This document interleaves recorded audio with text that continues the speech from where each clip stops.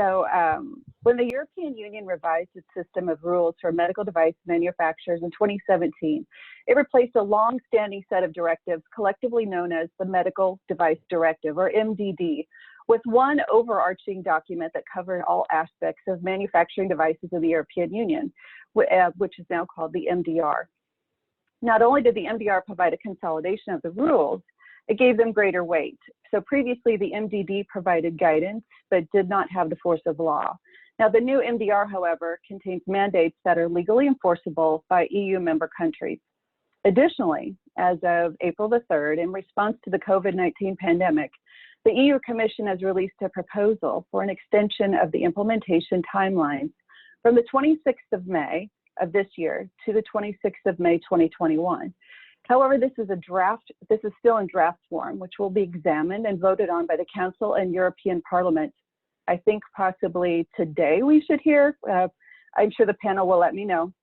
So we're in a bit of a gap period, a wrinkle in time. The goal of this webinar is to provide a bit of clarity regarding MDR expectations and how to meet the requirements regardless of the deadline. As I mentioned, I'm Gretchen Upton. I'm a medical device quality and regulatory consultant and a TMDA board member. I'll also serve as the moderator during this webinar. I'd like to take the opportunity for the panelists to introduce themselves. So I'll start with Evangeline. Would you like to go ahead?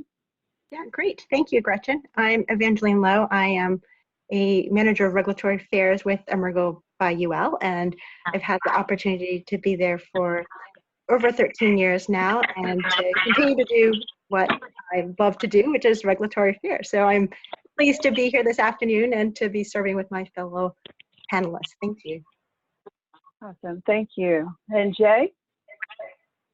Sure. So this is Jay McElhenney, and I'm glad to be here this afternoon as well. Thanks, Gretchen. And I'm currently a consultant in the medical device industry, primarily working with smaller firms, and I've worked in the medical device industry about my whole career, about 30 plus years. I have left my last corporate role when I worked for a company called VitaCare here in San Antonio. It was a successful startup. I was a part of the leadership team and in the areas of quality, contract manufacturing, new product commercialization. I stayed for 6 years until we were acquired by Teleflex, and I stayed through the integration and left to start my own consulting practice. And today I've been working with a number of different startups, primarily or currently 2 smaller firms in San Antonio, serving fractional roles in quality and operations. And I've led system conversions in ISO 1345 2016. I've led 2 firms through their first MDSAP certifications, and now working with the upcoming MDR transition. Well, thank you. Thank you. And Sarah? Hi, everyone. My name is Sarah Havrin. I'm Vice President of Business Development for Oriel's Datamatrix. We provide a range of training and consulting services to the medical device and IVD industry. And we're really focused on the US and EU markets. And so, of course, for this year and the next few years, we're mostly focused on helping our clients to meet the new requirements that are imposed by the EU MDR and the IVDR. So involved all the way from the beginning through doing early transition and baseline assessments through to remediation and then supporting our clients through their first notified body certification audits. And we've had a few that have come out the other end. So we've had a great opportunity to really see how this plays out end to end. And looking forward to sharing some of those experiences today and also hearing from the other panelists too. Thank you. Awesome, thank you. And last, but definitely not least, Tony.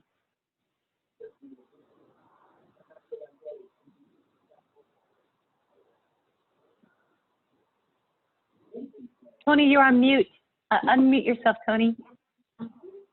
All right, thanks for the reminder. Let me start again. Nice to meet everybody. I'm AVP for medical devices at BSI.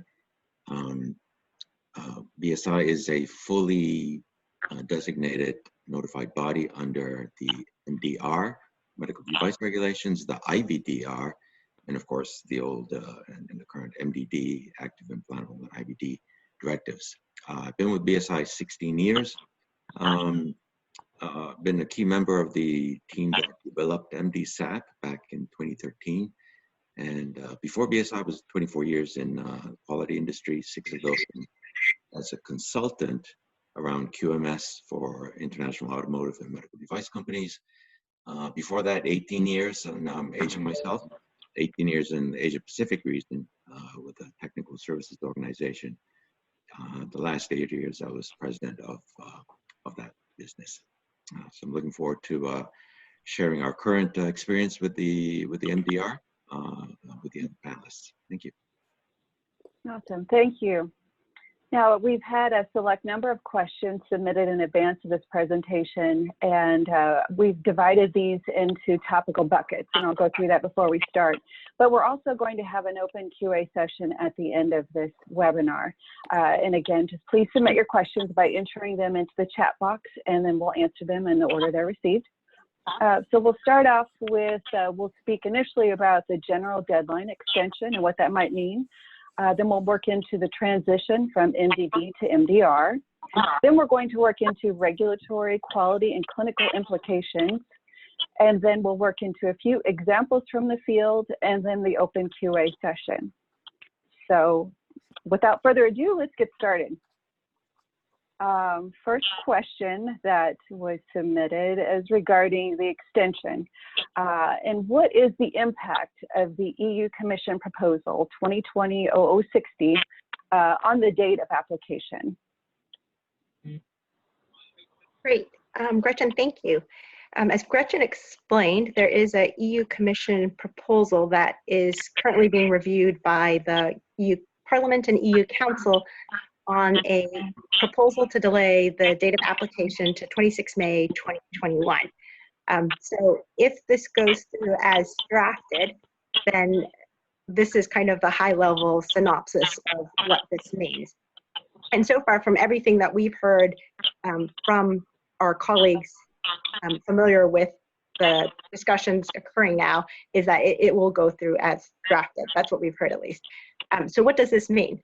So for Class 1 self-certified MDR medical devices, this means that your required date of compliance will be the date of application, which will be 26 May 2021. So essentially, you have an additional year. However, you can always voluntarily elect to be compliant to the MDR in advance of that date of application. But you do have this extra year. So that's for MDR Class 1 self-certified devices. What about what we call our legacy devices, which are essentially our devices with notified body issued MDD or AIMDD CE marking certificate? And for the most part, I'll effectively refer to medical devices and include active implantable devices as well. So those legacy devices would essentially have an additional year to make those so-called significant changes to intended purpose and design that's described in Article 123. That's, of course, provided the notified body has the capacity to review their changes and they're willing to review them. So there potentially could be changes to your existing medical devices. Furthermore, provided there's notified body capacity, you could potentially introduce new medical devices before the date of application, which again, if this proposal goes through, would be 26 May 2021. However, we should note that the expiration date of certificates remain the same. So the latest, these MDD CE marking certificates issued by notified bodies, the latest that the expiration that they can expire would still be 26 May 2024. So that hasn't changed as a consequence of this proposal. So they still will expire at the latest at that time.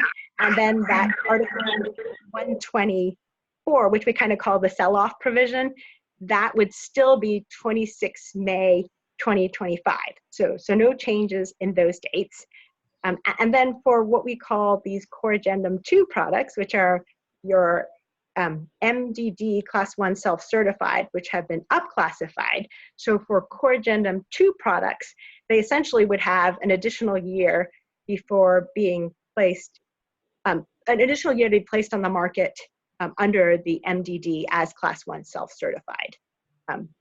So recall that Core Addendum 2, which was published in December 2019, essentially allowed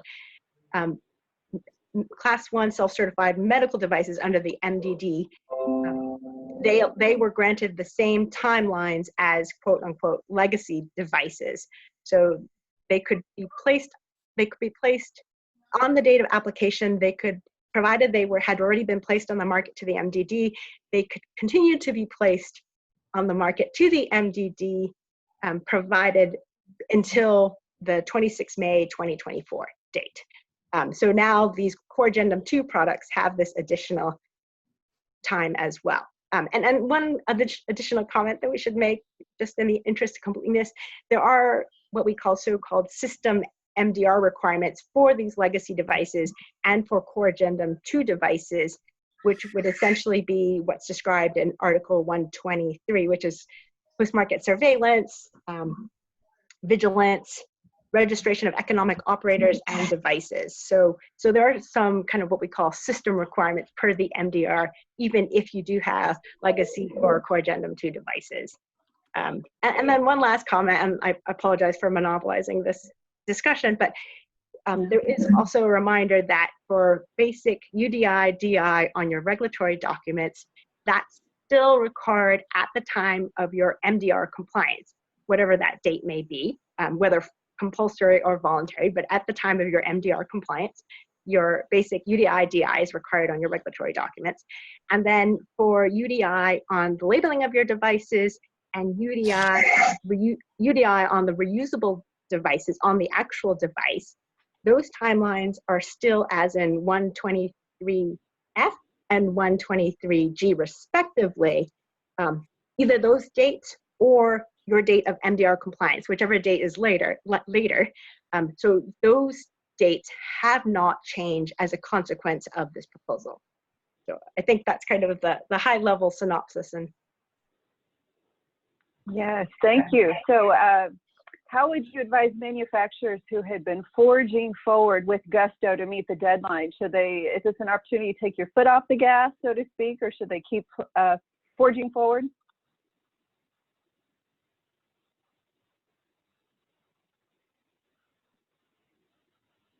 so Gretchen, do you want me to respond to that, or would that Sure, sorry, yes. If you feel comfortable, I'm just curious. I know a lot of manufacturers have been working so hard to meet the deadline.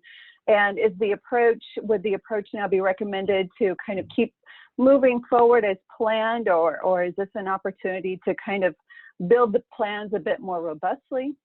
I see Tony nodding his head, so presumably whatever I say, he's going to fact check. No, but Awesome.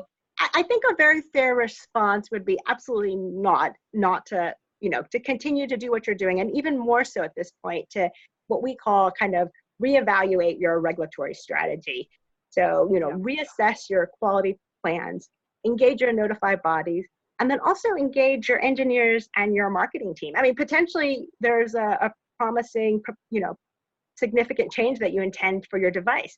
Well, now that you have this addition, and you have a notified body issued MDDC marking certificate, presumably with this additional year, that may be an opportunity to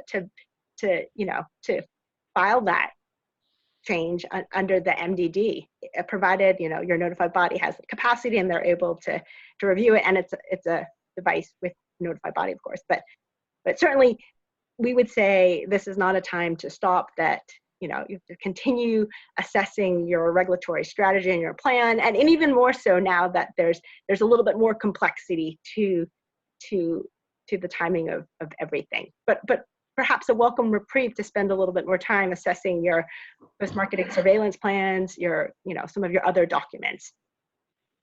Agree. Thank you. And Tony, did you have anything to add? I'm sorry, I don't see everyone's faces. Oh, no, I think Evangeline hit it exactly on the head. Yes, it's Awesome. it's a very welcome reprieve, but it doesn't mean you can really let your foot off the accelerator.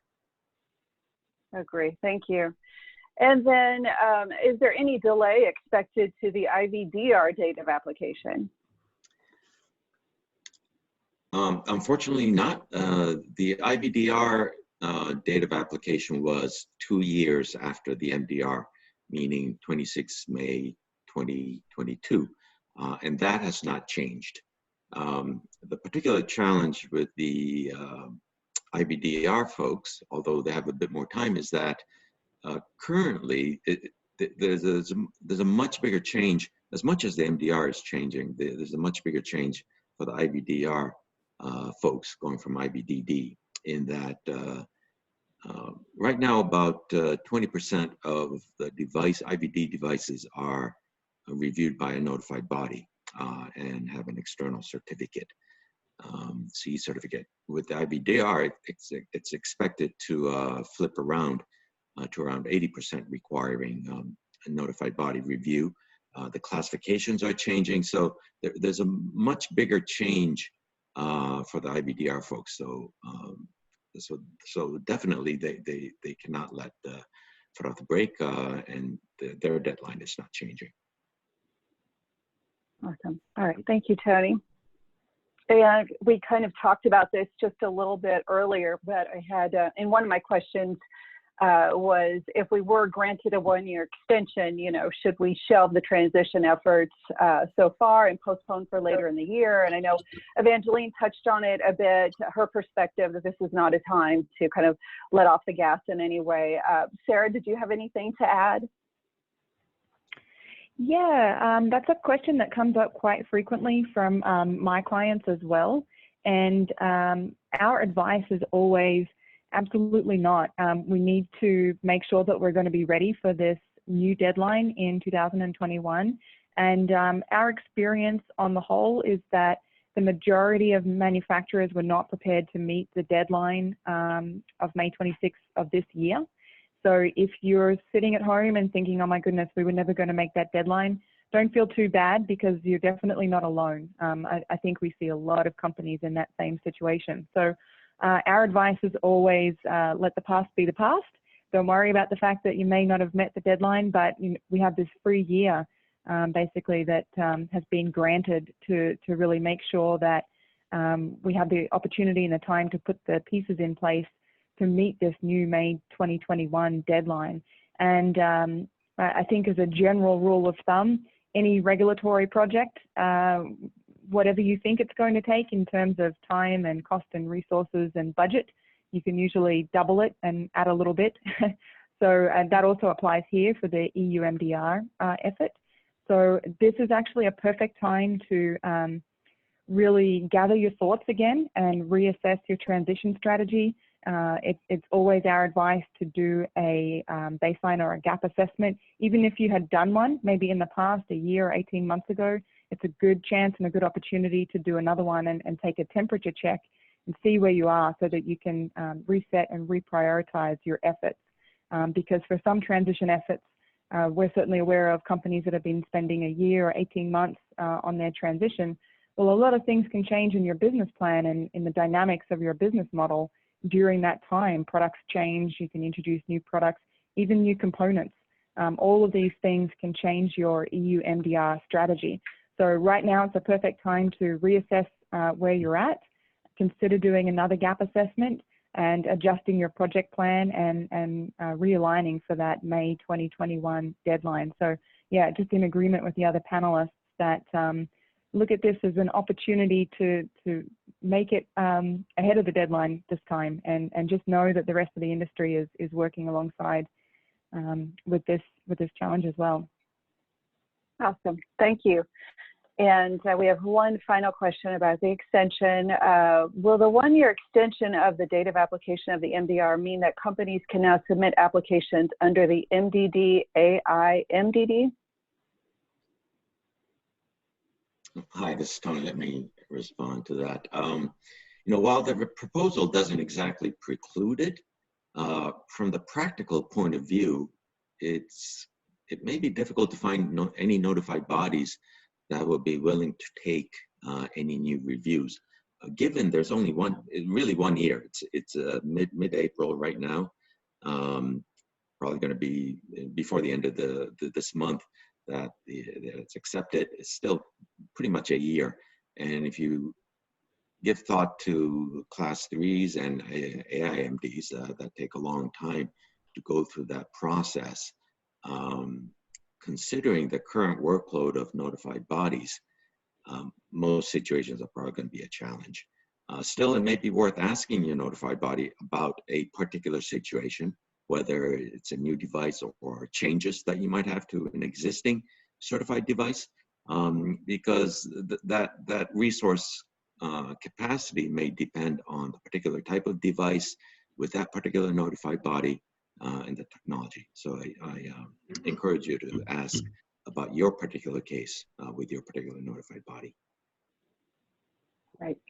Thank you, Tony. Now we're going to talk a little bit about general transition questions, transitioning from the MDD to the MDR. Started off, what quality system elements need to be implemented when the regulation becomes effective while the device is still under MDD transition status? Sure, I can speak to that. Yeah. So as a date of application, maybe this May, when the MDR is in effect, but when it becomes law and you have compliance, or in a year from May if it gets delayed. And if you have a product that is currently CE marked, then it can stay under the MDD regulation until the certificate expires, or the end of May in 2024, whichever comes first. So your device is still under MDD, and you have more time to apply under MDR. But as of the date of application, there are certain elements that you need to have implemented and active in your quality system. So if you look at Article 120 in the MDR regulation, it talks about the transitional provisions.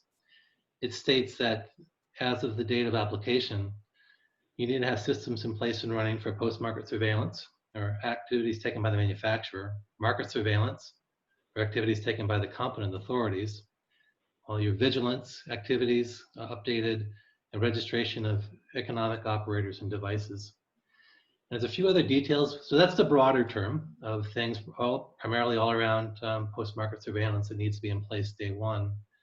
But there are some additional details I think are important to take note of.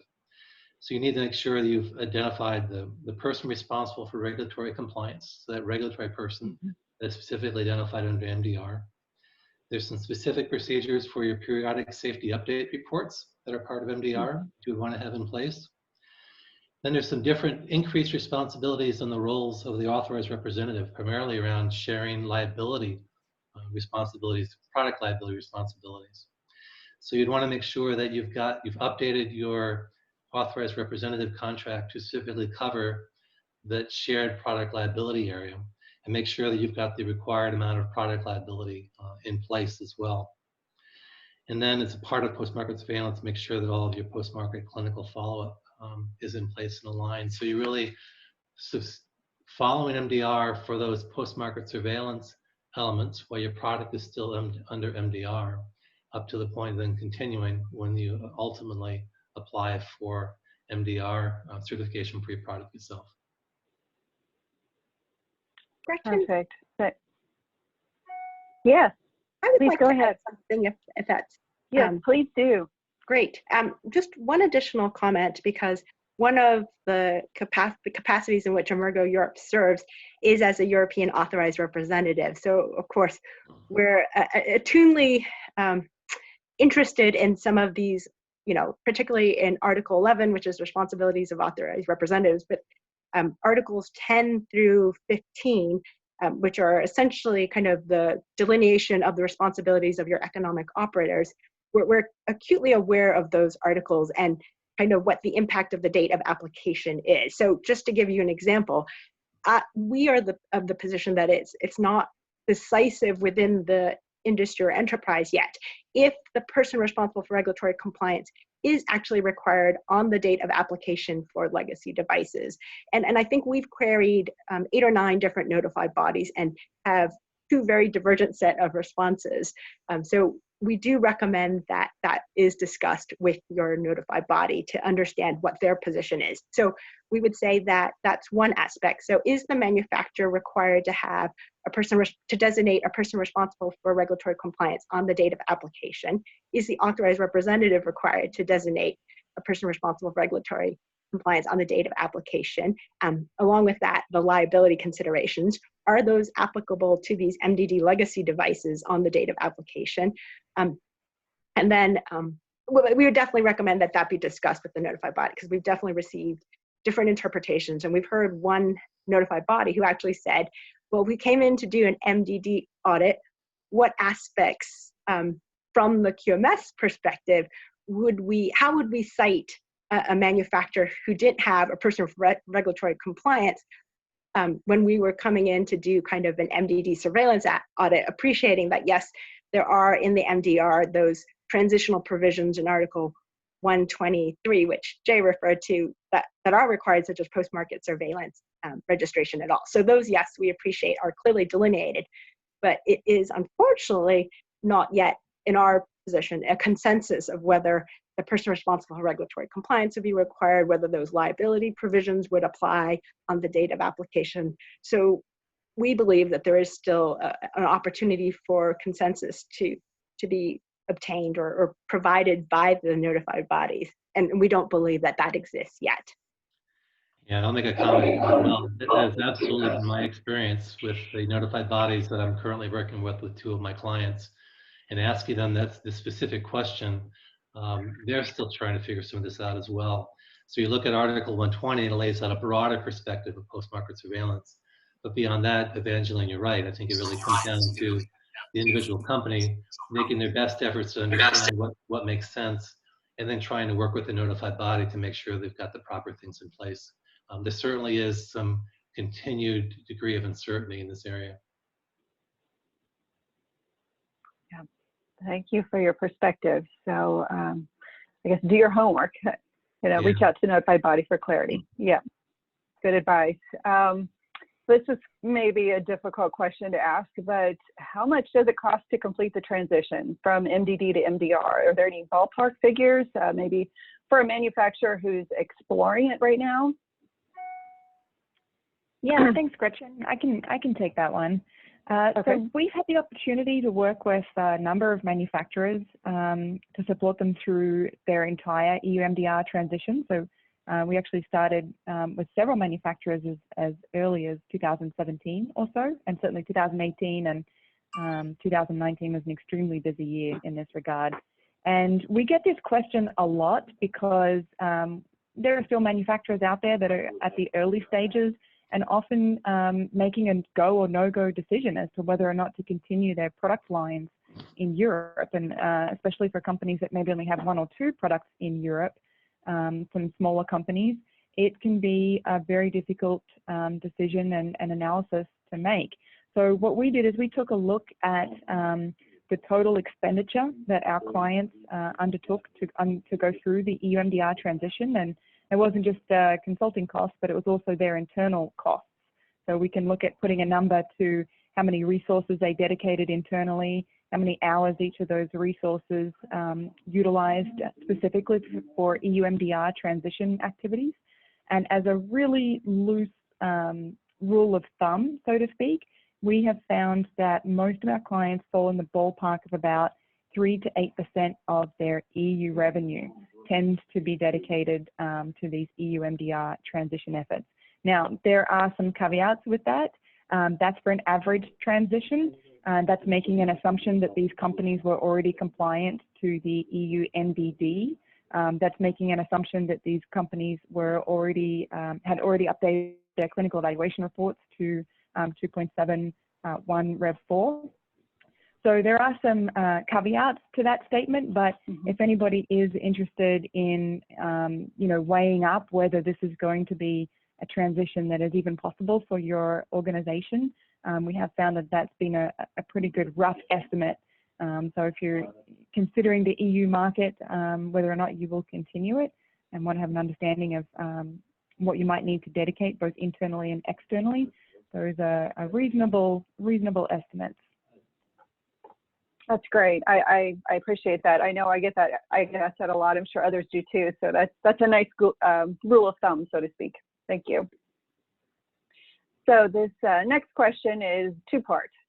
Although the current MedDevs provide guidance only to the MDD, will those that provide general guidance beyond what is defined in the MDR, such as MedDev 271, MedDev 212.2, still be considered state-of-the-art? Do you have any takers?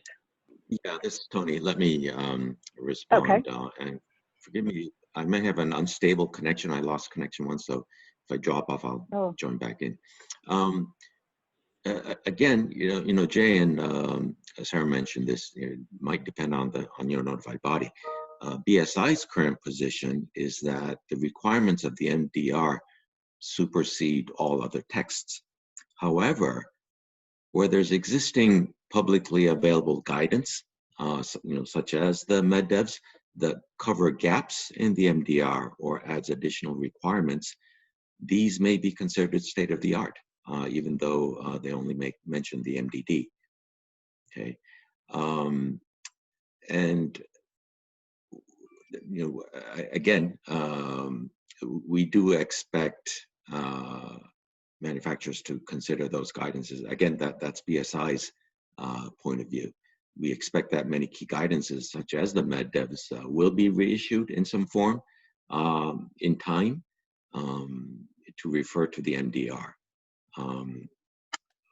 Also, things like the borderlines manuals published by the EU Commission. Again, until they specifically mention the MDR, we consider that those guidelines continue to apply. Okay, thank you. And I think you kind of answered the follow-up question, which was, will notified bodies expect manufacturers to consider those guidance when no other guidance or less detailed guidance is available from the MDR? You kind of covered that in your response. It seems like right. They will still adhere, yes, defer to those documents. Mm-hmm. Yeah, awesome. correct. Thank you. Okay. So another question about this transition for MDD transition devices. How to define and manage significant changes during this period to maintain MDD transition status? Does anyone have any advice for taking that step? Sure, I can speak to that. So this is a really important one to understand. As everyone knows, if you have a device certified under MDD, for any significant changes, you have a duty to report to your notified body what those significant changes are before you can continue. And that's pretty well understood. There's good guidance that's available and through your notified body as well. But if you have a device that's certified under MDD and after the date of application will be continuing under MDD, then that can maintain until the end of May 2024, the certificate expires, provided that there's no significant changes made in the design or intended purpose. So it's important to understand that you're somewhat constrained. If you want to stay under MDD, what changes can you make? And that may be something we look at this next year. That might be an opportunity if there's some pending changes to get those through. But as you look carefully at what changes are allowed, the criteria are a little bit different, and it's a little bit narrower of what would be considered significant during the transition period. There's guidance that just came out from the device coordination group document that speaks about during this transitional period, what is allowed. You need to look at the two differently. And one as an example might be if you're looking at a change in manufacturing site, that would actually be allowed during the transitional period, but it would still be considered significant.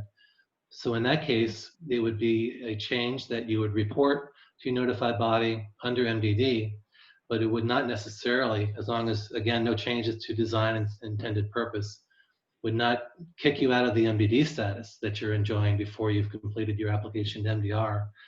So it's really important to understand what your requirements are to stay certified under MDD. And again, it's no significant changes to design and intended purpose, but there's specific guidance that you need to follow during that period and to make sure that you're following within the rules and knowing that the rules are a little bit different than the normal rules, what we normally considered significant. Perfect. Thank you. Thank you. A lot to consider right now. Yeah, and I appreciate you bringing that up. Yes. So here's kind of a general question. What are the biggest challenges that industry is facing with respect to the EU MDR transition? Are the challenges any different for small, medium, or large companies? Yeah, I can take a run at that one, Gretchen. Okay. Having had the opportunity to work with manufacturers of all sizes, we see a range of challenges and situations that we've been able to provide support on. And painting with a broad brush, which of course is never a good idea because each situation is quite unique.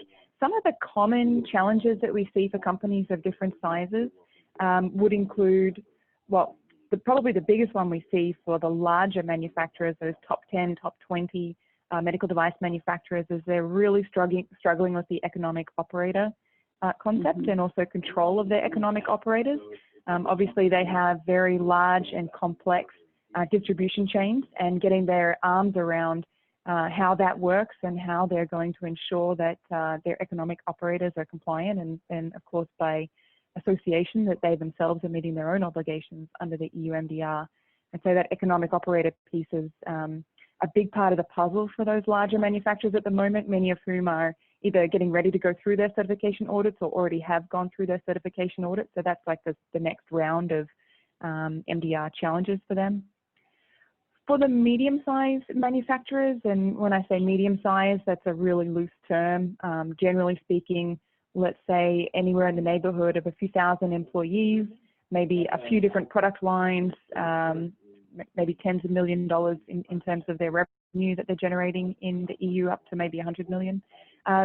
What we're seeing a lot with those manufacturers is, for one, designation of the person responsible for regulatory compliance is often something that they haven't even considered yet. Some of them either were not aware of that role and that position, or others were not aware of how much responsibility is tied to that role, and also the types and qualifications of people that should be fulfilling that role, and perhaps training that they should be providing them to prepare them adequately to fulfill those responsibilities. For those medium-sized manufacturers, we're also seeing what I would call some last-minute challenges with their technical documentation to where they had perhaps gone through the exercise of completing a gap assessment for their quality system and have gone through much of the remediation work, but upon taking a second pass have found that there are actually some significant gaps in different areas of their technical documentation. And of course, under the new requirements of the EU MDR, the technical documentation is no longer a tech file. That's a static document that probably is collecting dust on the shelf somewhere. Once you start digging into these areas and start pulling the thread, if you will, if you can imagine pulling the thread on a sweater, you pull it and it keeps leading you in different directions. It's exactly the same way with the technical documentation. So we're finding these medium-sized manufacturers are identifying challenges during their second pass as they think they're ready for certification, and then they find a little issue somewhere, and then it leads to some other areas that they realize need some work.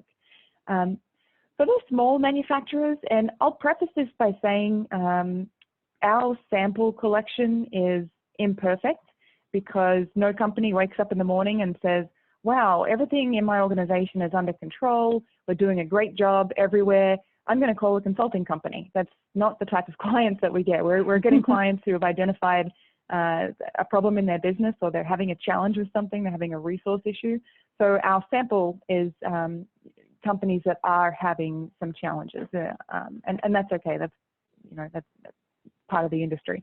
So having said that, most of the smaller manufacturers that I'm talking with and have been talking with for the last 6 months, I would say, I've been having this discussion, are at the very early stages of their transition. Some of them have only just found out about the EU MDR. Some of them did a cursory review of the regulation and decided that there wasn't that much work that needed to be done, and they're calling up and saying, hey, we just need a technical file to be redone for the EU MDR. So I think there's a significant gap in knowledge and understanding for some of the smaller manufacturers when it comes to getting their arms around the scope of the changes that are coming about and being brought about thanks to EU MDR. And on behalf of my clients, I'm really happy that they have an additional year to really get control over this, because even as recently as the end of March, And mind you, in March, we were all telling people, no, there's not going to be an extension, so don't count on it. Of course, things have changed now. But even as recently as March, I was having discussions with smaller manufacturers in Europe who had not done a gap assessment, had no idea what their state of compliance was at all in relation to the EU MDR. And some of these were Class 1 self-certified device manufacturers, so they were really looking at the full force of the regulation as it applies to their classification of devices. So for those small manufacturers, I think the big gap is knowledge of the EU MDR, and also I think the opportunity to use this additional year to get a really good start on those transition activities is going to be of a huge benefit to them.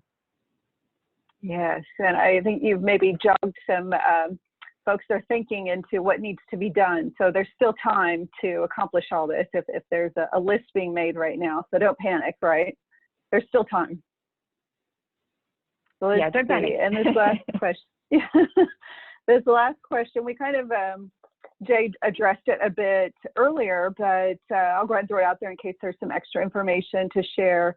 This question was, what kind of changes are acceptable to MDD, AI MDD certified products during the transition period? And this is pertinent to Article 120. Yeah, this is Tony. Yeah, okay. Jay definitely addressed that. You know, it's all based on Article 120, paragraph 3. Yep. Design and intended purpose, really. And it's important to refer to that MDCG document 2020-3 that came out in March. That goes, provides a bit more guidance. And it was a good thing they came out with that guidance because even amongst the notified bodies, we were hearing different interpretations as to what were acceptable changes. So I think that guidance document has helped to narrow that down. There are some very helpful flow charts in the back, but it's critical to discuss these planned changes with your notified body, because some areas it's really not all black and white all the time, and we are supposed to consider it on a case-by-case basis. So please do refer to it, refer to your notified body with any planned changes.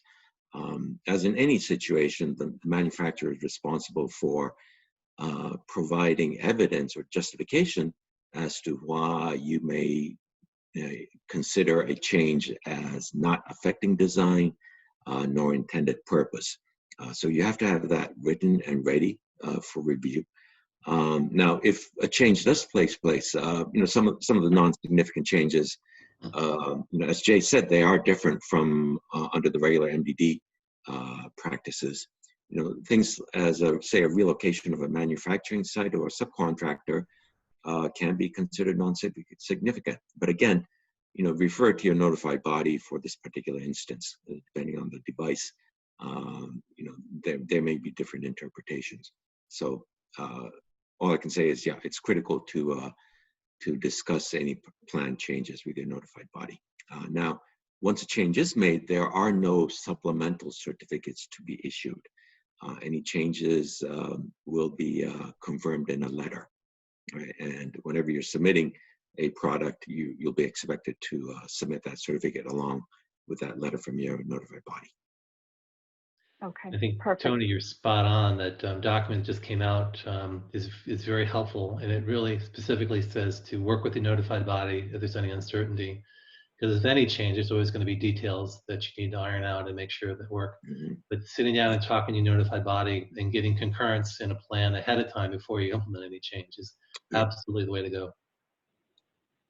Awesome. Thank you both. Yes, because right, as you know, most companies aren't holding their changes; they're still making them. So it's just kind of how to address those changes. So I think you've both provided some great advice. Thank you. So we're going to move on into the regulatory quality and clinical implications section.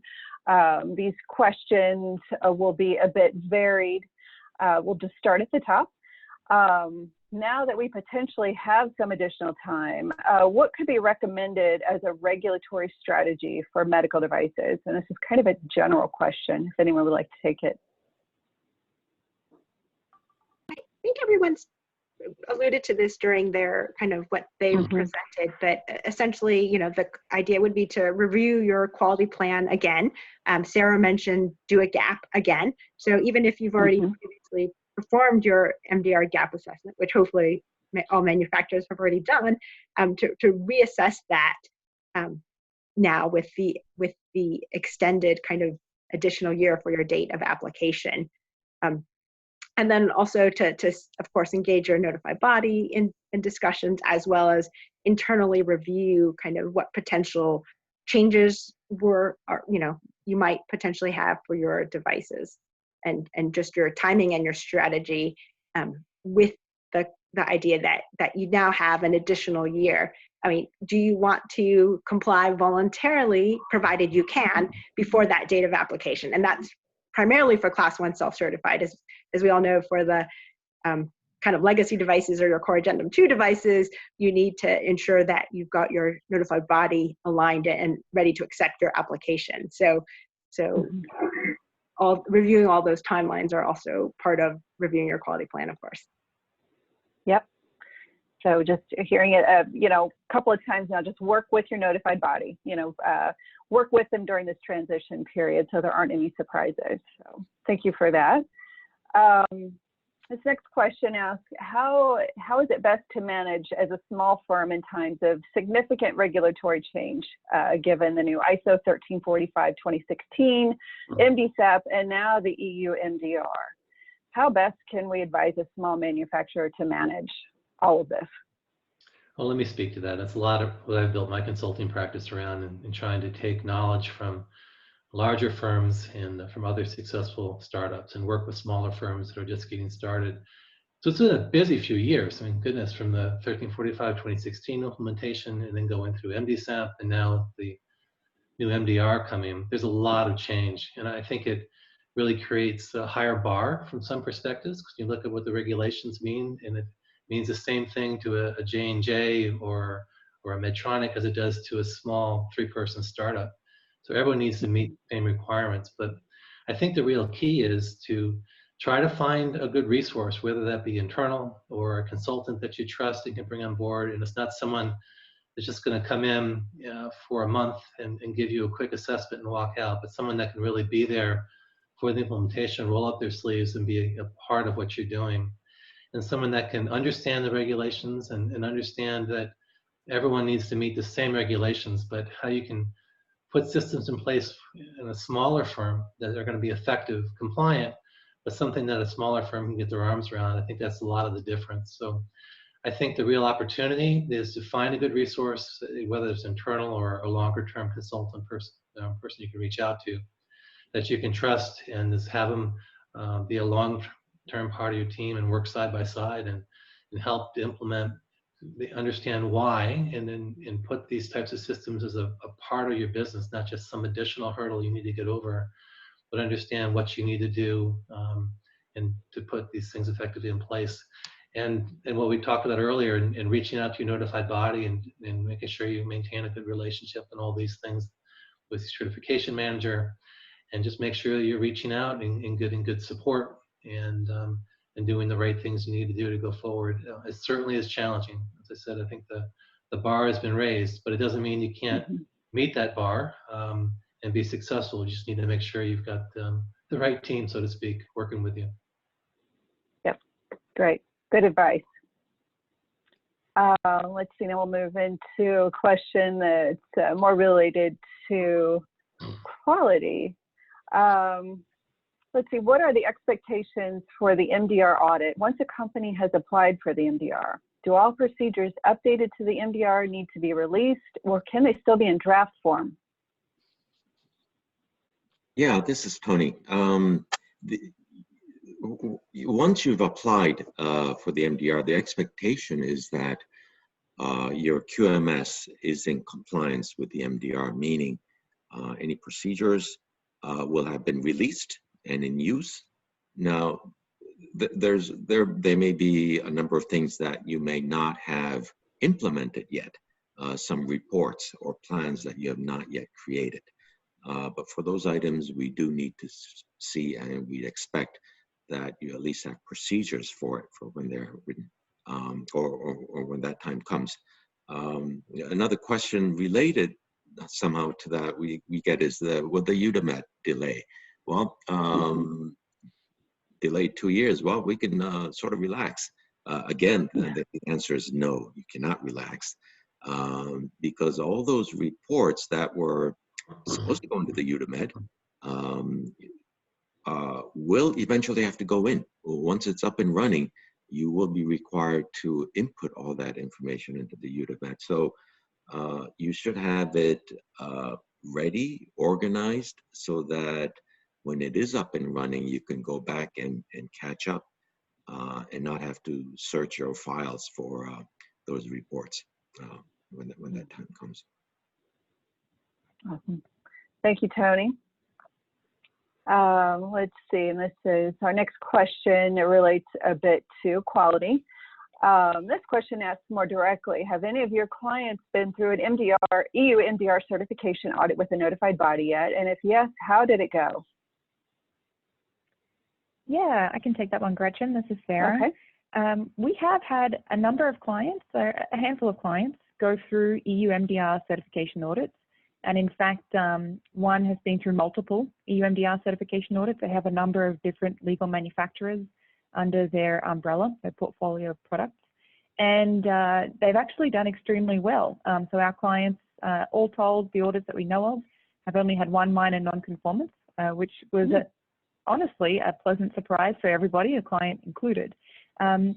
One thing that I would like to share, and Tony, maybe you can weigh in on this a little bit too.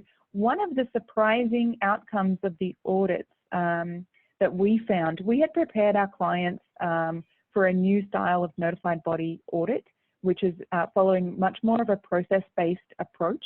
Because when you look at the way that the EU MDR is written, and just going back to that pulling the thread analogy that I was talking about earlier, that process-based approach that is reflected in ISO 13485:2016, also in NEDSAP, and now in the EU MDR, we would have expected an audit that really followed that a little bit more closely, and moving away from the siloed approach of the past, where we're doing a stage 1 and stage 2 review of documents, and those two activities were relatively separate.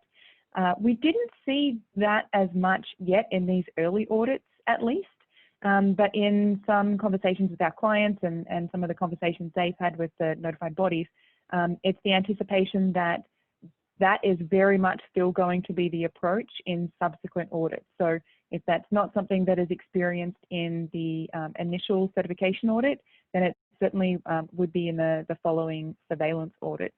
And our understanding is, of course, the notified bodies are really having some capacity challenges, at least that we understand. And so what they're trying to do is get through these audits as best they can, and try and make sure that there's business continuity and we're still getting products onto the market in a safe way in Europe, but that their strategy and their approach for conducting these audits may evolve over time. So yeah, I think if I were to summarize in a nutshell, the notified body audits have gone very well so far, at least for the clients that we've seen that have come through the other end. They've come through unscathed, but to expect that these audits may increase in their approach that they take and how robust those audits are. So again, we would say don't take your foot off the gas. Prepare for the full force of the EU MDR to be audited against. And then if you do have an EU MDR certification audit that goes really well, congratulations, that's fantastic. But keep that momentum up and make sure that you're still dotting your I's and crossing your T's when it comes to the EU MDR, because there's going to be surveillance audits, there's going to be unannounced audits, and so manufacturers really need to be prepared, I think, for all scenarios. Yep, great. Well, that's encouraging to at least hear some positive stories from the field from your clients, so that's good. Let's see, we're going to move on into the clinical section a little bit. This question was, could you explain how a clinical evaluation plan and clinical development plan interact, or explain the differences between the two? Great. Well, as we're likely all aware, clinical development plan is referred to in Annex 14, Part A, clinical evaluation twice. And it's also, interestingly, in, of course, Article 61, Paragraph 2. And it's essentially the kind of your clinical development strategy or your approach to, I would say, largely clinical investigations. And if you actually look at Annex 14, it refers to this as kind of what's your approach from first in man, your feasibility, your pilot investigation, all the way through your potentially pivotal clinical investigation, as well as your post-market clinical follow-up. So that's kind of your clinical development plan. And the definition of clinical evaluation plan, probably as we all appreciate, is also kind of largely defined in Annex 14 Part A as well. But essentially, the clinical evaluation plan is your larger plan for your clinical evaluation process. And there is a formal definition for clinical evaluation in the definitions. And so the plan is your explicit description of what your kind of clinical evaluation process would be. So a component of your clinical evaluation plan is your clinical development plan. So it's essentially, it's a detail within your larger overall, this is my approach to collecting clinical data and my entire clinical evaluation plan.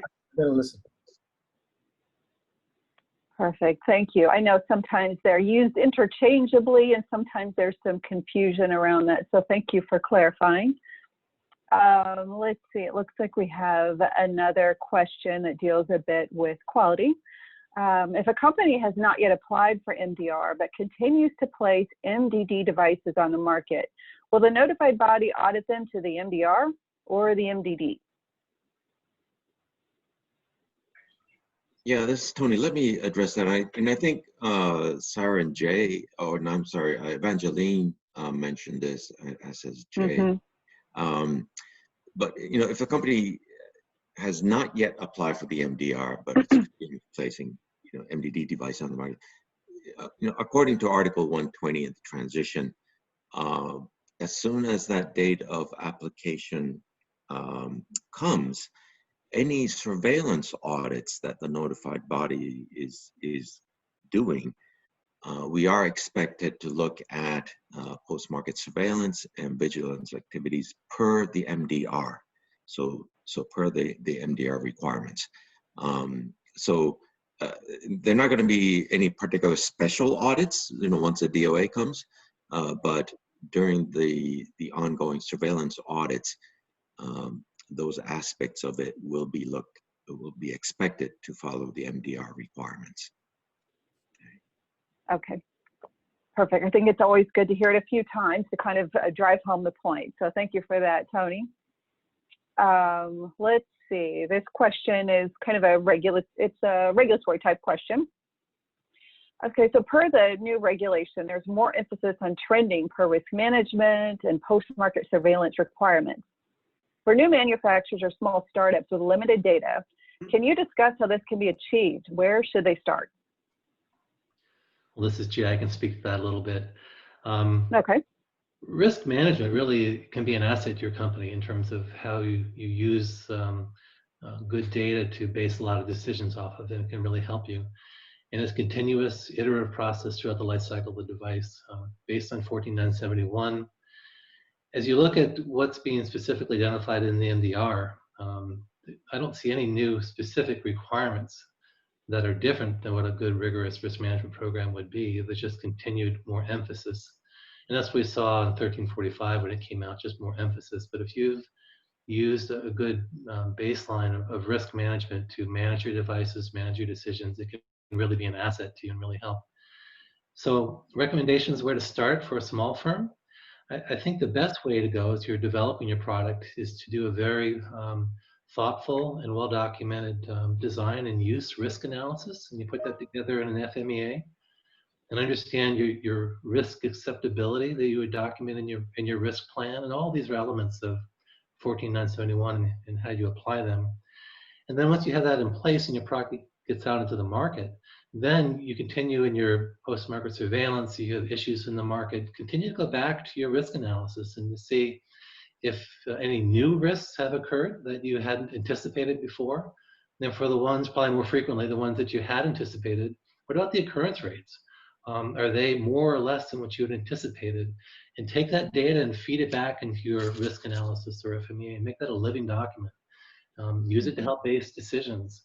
Always understand your risk acceptability profile, and that may adjust over time as other products come to the market, state-of-the-art changes for clinical practice that may adjust. But using that data that you have and have thought of originally can really help support a lot of good decision making.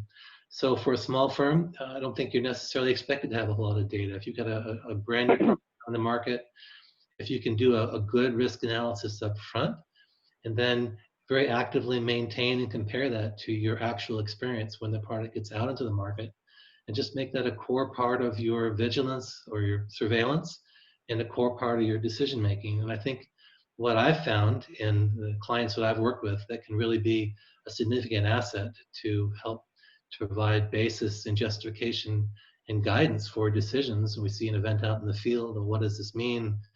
Let's go back to the data. Let's look at our risk management and understand what it anticipated, how it may need to evolve, and it can really be an asset. So I think it's really, the new emphasis doesn't change the fundamentals. It just continues to emphasize how important it is. And just start with your design and then continue to manage as you get out in the field. And I think you'll find it can really be an asset. Great, thank you. I like that you reinforced that it's a living document, and the looking forwards and backwards, you know, once you start receiving complaints, et cetera. So I think that's good to reinforce, good practice. Thank you. Sure. Let's see, now we're moving back into clinical. Clinical evidence is defined slightly differently between the MDR and the IVDR, and performance evaluation is a key part of IVDR technical documentation. How do we go about evaluating clinical benefit of an in vitro diagnostic? Yeah, this is Tony. Let me address that. Okay. You know, just because of the fundamental difference between medical device and IVDR, the clinical evidence differs in that, you know, for medical devices, it's clinical data and clinical evaluation, whereas with the IVD, it's the clinical data and performance evaluation. There's one definition in both documents that's different. Key one is the term clinical benefit. Under the MDR, it's defined as a positive impact of a device on the health of an individual, you know, expressed in terms of patient-relevant clinical outcomes, you know, related to a particular diagnosis. Whereas with the IVDR, it's a positive impact of a device related to its function, you know, such as that of screening, monitoring, diagnosis, or diagnosis of patients. Now, performance evaluation there now is basically, there's three parts of it. One is analytical performance, which is really the ability of the device to correctly detect or measure a particular analyte. Number two is the scientific validity. Now, how does that analyte associate with a particular clinical condition or physiological state? And then the third part, clinical performance, is the ability of that device to yield results that are correlated with a particular clinical condition or pathological process or state, you know, based on that particular target population or intended user. And on top of it, performance evaluation is a continuous process. It's sort of a PDCA cycle that's expected to continue throughout the product life cycle, and it needs to be critical is that it be linked to the stated intended purpose, intended use and purpose. Okay, so that's sort of a key difference for IVD.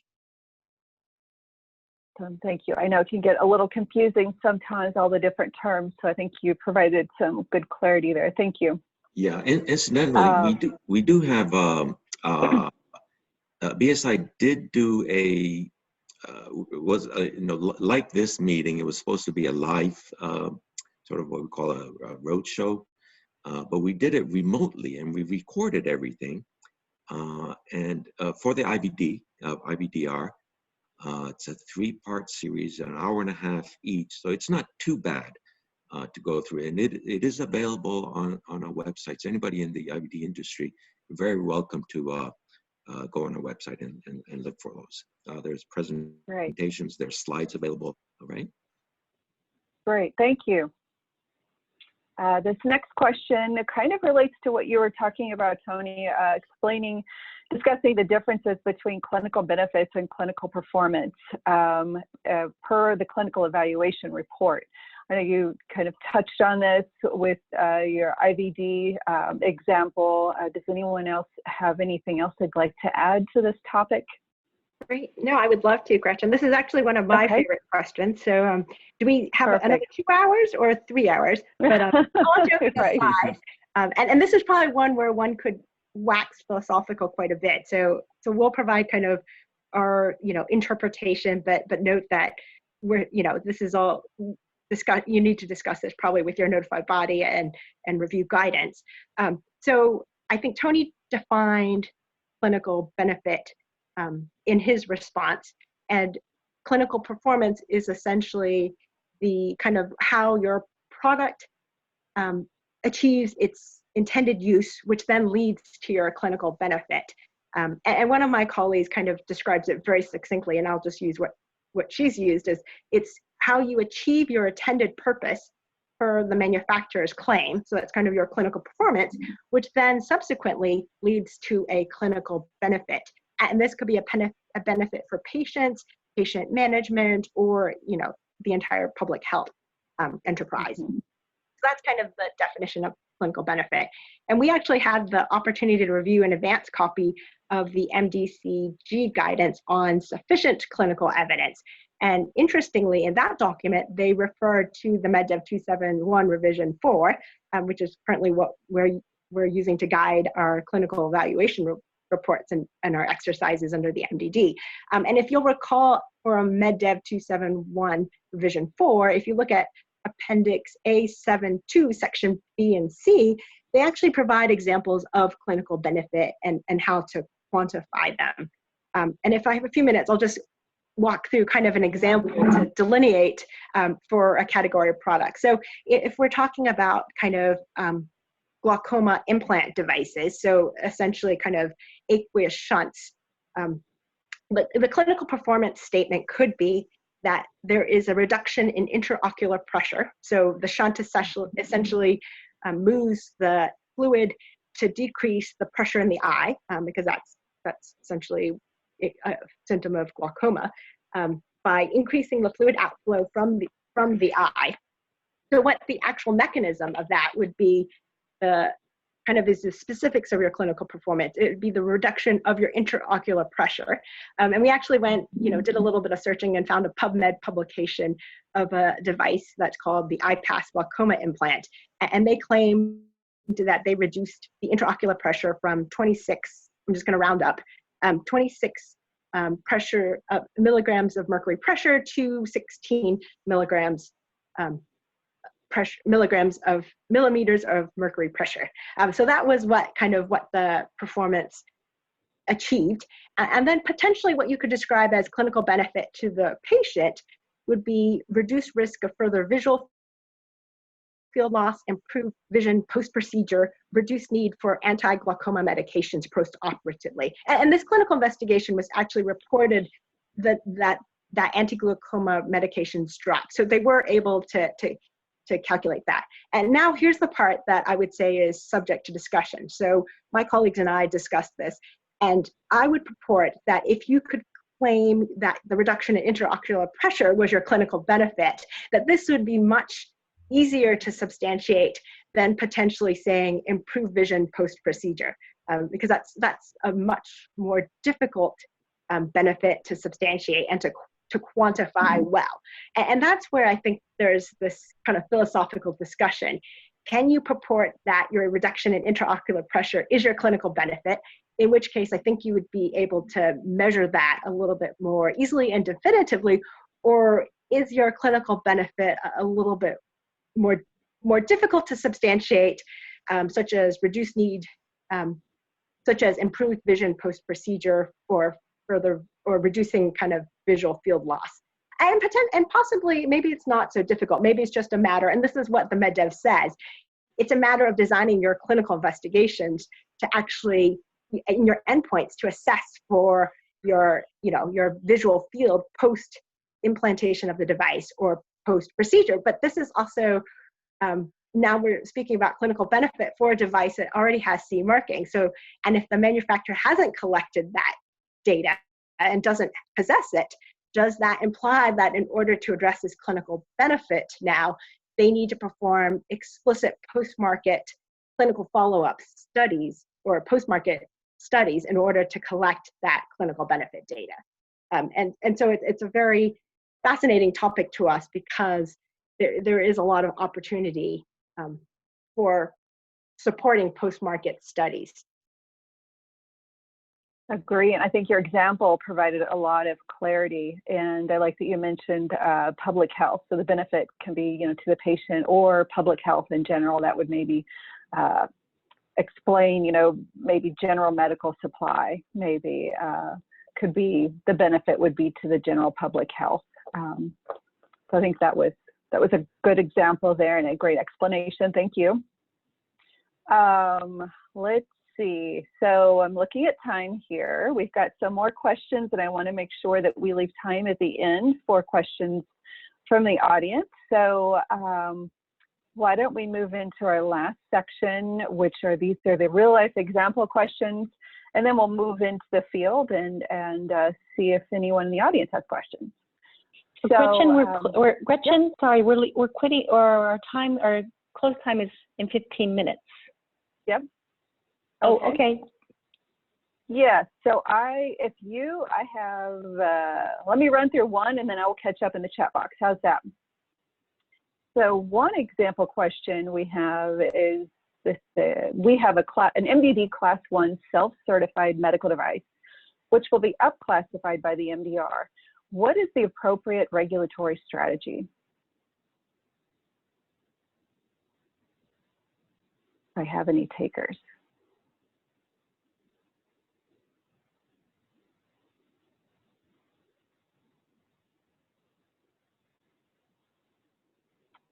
Maybe not. Let's see. You know what? Elisa, I'm not hearing anything. I will. I'm going to go ahead and switch it over to the chat box, if that's okay. So we have one. We have one question from Mark and one from David. Yes. Okay. Let's see here. I have one question. Let me go back up here. I see a lot of trouble with volume in the beginning. Sorry about that. Looks like we got it all figured out. Okay. Is there a good gap analysis between MDD and MDR that has been made available or published?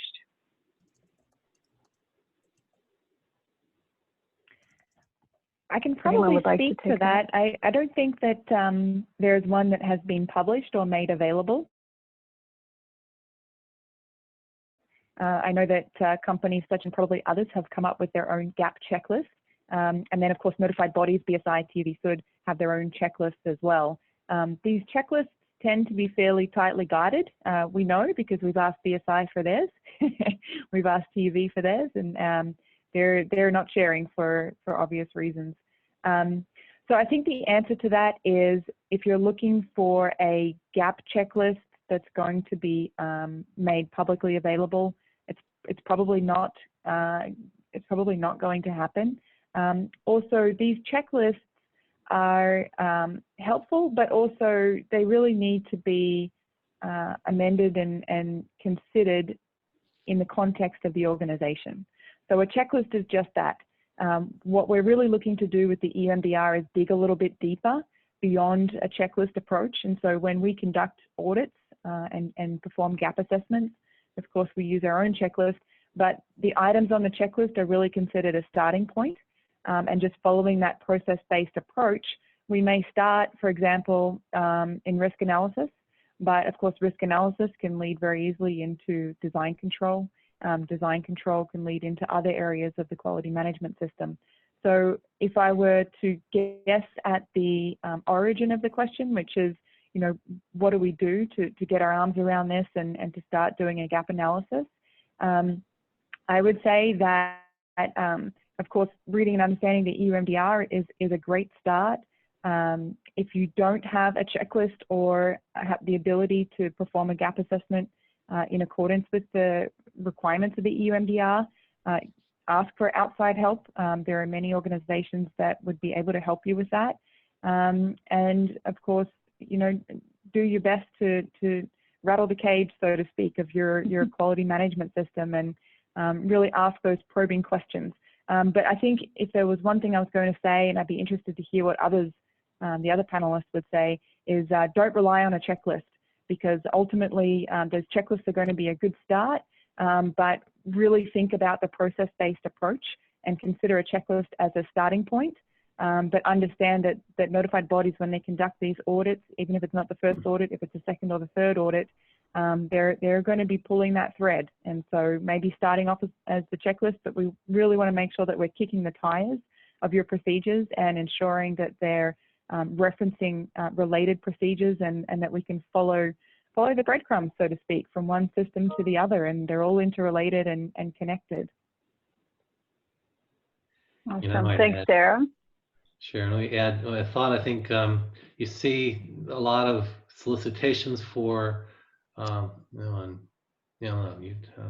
lot of solicitations for checklists and things that are out there, but I'd say don't be afraid to open up the regulation and read. And it's all there. Dive into your quality system, see how your current procedures align. I think that checklists can help, but I think you can dive in and read the regulation and help to learn a lot of what we need to do directly from that as well. Yep. Yeah, this is no Tony. Substitute for just reading it. No.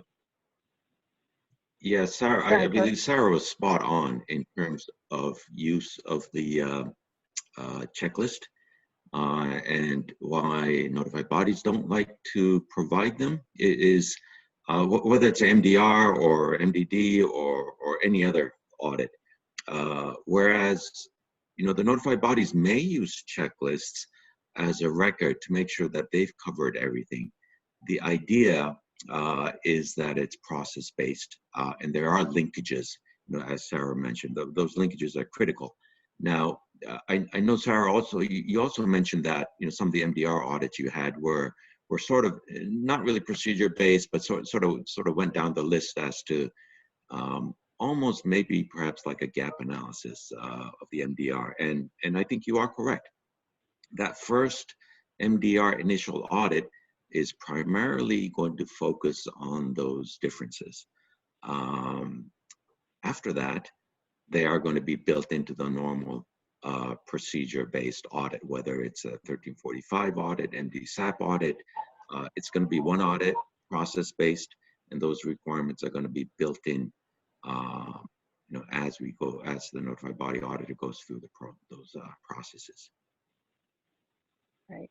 Thank you, Tony. I think we should probably allow about 5 minutes for this question and the last answer, and then I have some announcements to make at the very end. So I'll read this question in the chat box. It's from David. MedDev 271 has tightened up the requirements for clinical evaluations. This has created difficulties for small companies or companies dealing in commodity-type products, as there is no real clinical data out there for literature reference purposes, and small companies cannot justify doing new clinical studies that will be expensive and very slow to enroll, as they're not providing any new medical information. For example, instrument manufacturers cannot find published literature on forceps, drills, and tools because no one is studying them. Even product lines like bone screws that have been around a long time do not have specific enough clinical literature out there. What have companies been doing to get MedDev's compliant CERs? Does the MDR address this?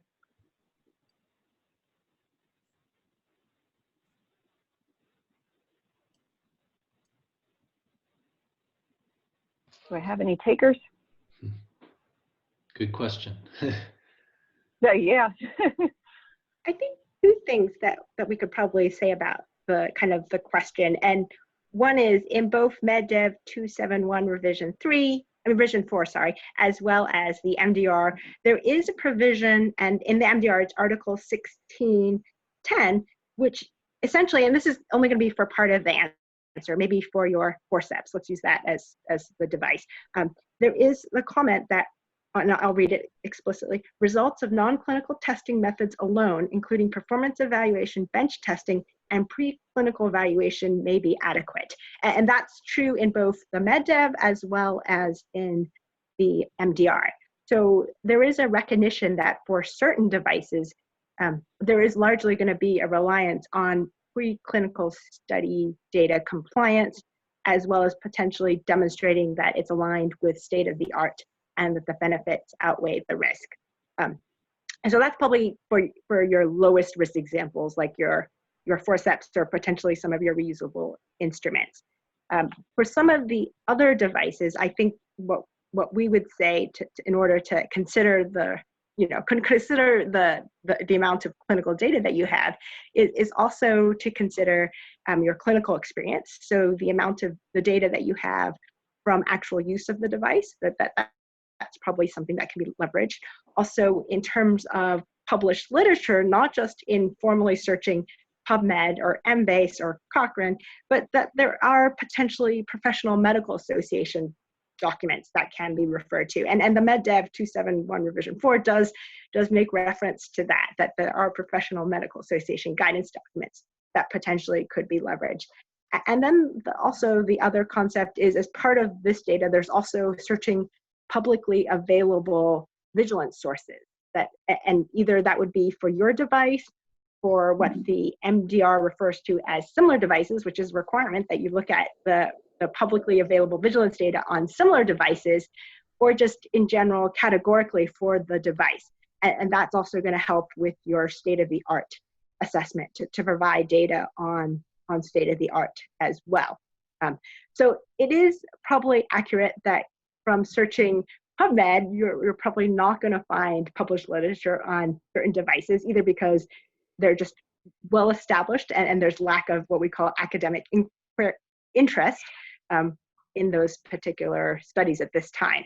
But there's lots of kind of other strategies and approaches to substantiate that there is sufficient clinical data for a device and that it supports it supports the performance and the safety, and also aligns with state-of-the-art, and that there are no additional risks, and that the benefits of use of the device outweigh the risk.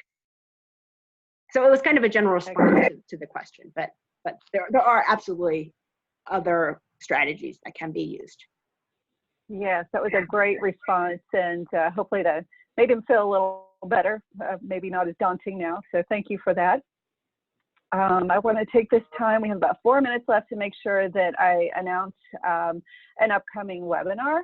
The next webinar will be on May the 5th from 1 to 2 p.m. The topic will be Next Generation of EHR, Electronic Health Records, Cloud-Connected Medical Device Interoperability, sponsored by Galen Data. Registration will be at Eventbrite, in the newsletter, on LinkedIn, and on the TMDA website. I'd also like to mention that the next TMDA meeting will be July 17th. Again, registration will be in Eventbrite, in the newsletter, and on LinkedIn and the TMDA website. Fingers crossed we'll all be together. Hopefully we won't be doing this from home, but we'll see. Let's see, we have about 3 minutes. I'm out of the chat box. I don't know if there are any other questions that came in. It looks like none so far. Any last words? Anyone would like to share? And we've had some great, you've shared some great advice and strategies throughout this webinar. Basically, my takeaway was, keep forging forward. Don't take your foot off the gas. Work with your notified body closely on if there are any changes. Use this extra time to really bolster your quality system and cover your gaps. Anyone else have anything they'd like to add? Actually, if I could add one more thing, just following on from what you said about notified bodies, even though there has been a 1-year extension granted to the EU MDR, if you feel like you're compliant and you were charging for a 2020 EU MDR certification audit, we would recommend reaching out to your notified body and seeing if they can support you in that, because there's still going to be a bottleneck. We're just pushing that bottleneck 1 more year out. So if you have an opportunity to go through your EU MDR certification in 2020, you're really going to be setting your business and your organization up for success and business continuity in Europe. So work with your notified body to see what their schedule is looking like. They're under quite a bit of duress at the moment, of course. So just have an awareness as to how they can support you to be successful in the European market, but don't rule out a 2020 EU MDR certification. I mean, if you can get that done and out of the way, 2021 could very well be a difficult year on the notified body side of things. Yeah, Right. this is Tony. I can Final word. reinforce that.